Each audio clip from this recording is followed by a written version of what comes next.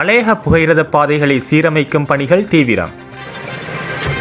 டித்வா சூறாவளியினால் மலையக புகையிரத பாதைகள் பாரிய அளவில் சேதமடைந்துள்ளன. இதன் காரணமாக மலையகத்திற்கான புகையிரத சேவைகள் மட்டுப்படுத்தப்பட்ட அளவிலே இடம்பெற்று வருகின்றன. இலங்கை புகையிரத திணைக்களம் கட்டம் கட்டமாக சேவைகளை மீள ஆரம்பித்து வருகின்றது. கடந்த காலங்களில் அம்பேவிளை முதல் பதுளை வரையிலும், நாவலப்பிட்டி முதல் வட்டவளை வரையிலும் புகையிரத சேவைகள் ஆரம்பிக்கப்பட்டுள்ளன. மலையக பிரதேசங்களில் வசிக்கும் மக்கள் மற்றும் சுற்றுலா பயணிகள் அதிக அளவில் புகையிரதத்தையே பயன்படுத்தி வந்தனர். தற்போது கொழும்பு பதுளை இடையிலான நேரடி புகையிரத சேவை இல்லாத காரணத்தினால் பின்வருவோர் பெரிதும் பாதிக்கப்பட்டுள்ளனர். தற்போது சிவனொளிபாத மலை யாத்திரியர் பருவகாலம் ஆரம்பித்துள்ள போதிலும் முறையான போக்குவரத்து வசதிகள் இல்லாததால் யாத்திரியர்கள் மற்றும் சுற்றுலா பயணிகளின் வருகை பாரிய அளவில் குறைந்துள்ளது. மக்களின் தொடர்ச்சியான கோரிக்கையினை ஏற்று புகையிரத திணைக்களம் தற்போது பாதைகளை சீர் செய்யும் பணிகளை முடக்கிவிட்டுள்ளது. அம்பேவிளை மற்றும் ஹட்டன் பகுதிகளில் அதிகளவான ஊழியர்களை பயன்படுத்தி பணிகள் முன்னெடுக்கப்பட்டு வருகின்றன. இதேவேளை நாவலப்பிட்டி முதல் வட்டவளை வரை ஆரம்பிக்கப்பட்டுள்ள சேவையினை கொட்டகலை வரை நீடிப்பதில் எவ்வித தடையும் இல்லை என